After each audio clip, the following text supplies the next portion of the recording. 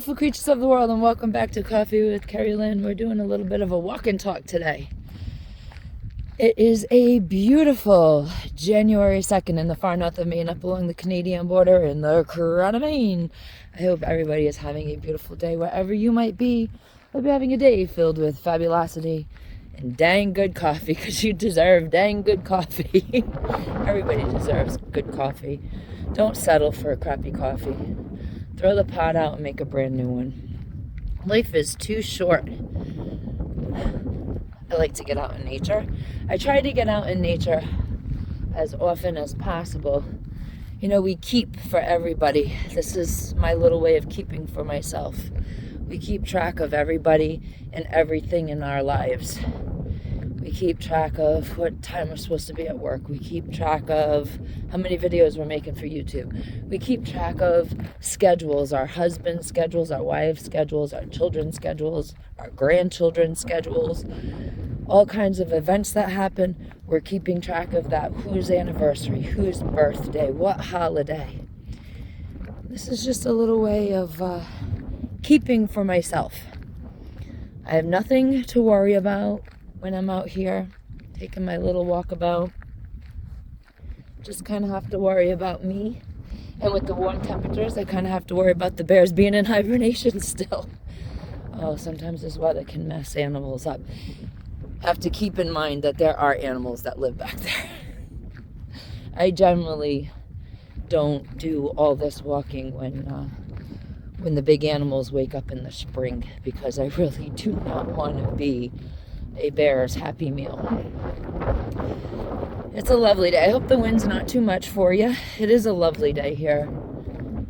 This is where a lot of the stories for the show come from these little walkabouts that I have. It's just enough time away from life, enough time to myself to actually let the creativity that I feel, the ideas, just to kind of flow. And it's lovely to be in nature, a part of nature, a small piece in a big world.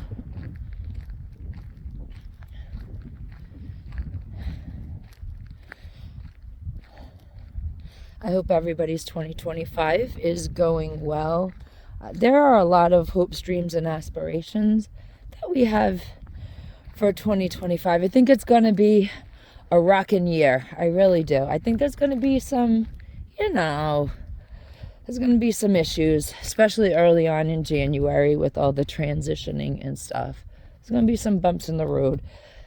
But I think for the most part, 2025 is really going to be amazing. I just have this very hopeful feeling about it. Of course, the world could get out of hand at any minute. But out here, I kind of don't worry about that, because no matter what happens, everybody is screaming about the bird flu and stuff. When we had the last situation in the early 20s, because we're on YouTube, this is where I went. This is when places started requiring distancing and putting things over your face so you couldn't breathe well, and all the rules and regulations. This is where you could find me. Without the rules and regulations, you could find a lot of people. There was a lot of people that walked this stretch. Everybody on the road walked the stretch, because it was the one place that we could be free of all control. They can take everything from you, but they can't take this from you. And when you understand that, when you start to realize that, this is a thing that nobody can take from you. The freedom to exist, the freedom to be, the freedom to live. Hopefully you live from your heart. That's my mantra in 2025, live from the heart. We've always practiced be the kindness you want to see in the world. But I think this year I'm just gonna make an extra conscious effort to live from the heart. Listen to my heart a little more. No matter what it tells me, try. Listening to the brain, that's okay for some people. But listening to the heart, that sets you on the adventure. If you can feel it in your heart, you need to do it in your life. Or at least try to do it. It may work out, may not work out. What does it matter? At least you tried. You tried to make a dream come true. And you will have no regrets, no matter how things turn out. Living from your heart also includes opening your heart up and trying to be more empathetic, more sympathetic, more caring toward other people. We don't know what other people are going through. And our society is really just losing that connection with each other. People like to bully, they like to malign, they like to pass judgment. And that's not fair. And it's not right. But living through the heart, understanding that we are each an extension of one another. If the world could understand that, if humanity could understand that in its entirety, in its wholeness, people wouldn't be fighting each other. There'd be world peace. There'd be peace in society.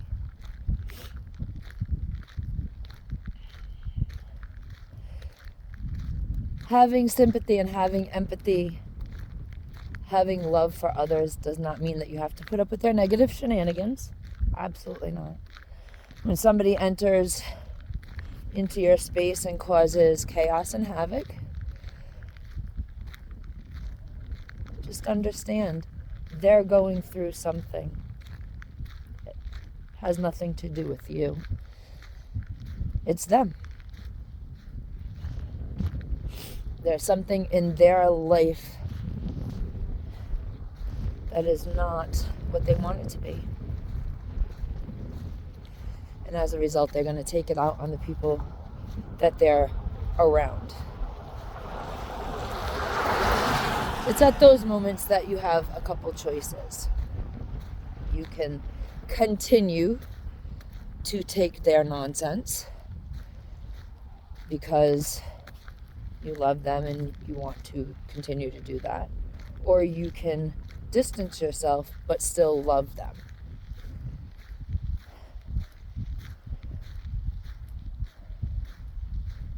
And that would be your choice in that matter.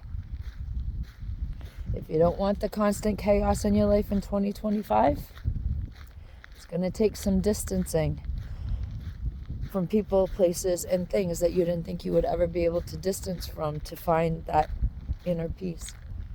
Does not mean you do not love them. It does not mean that you cannot have empathy for them.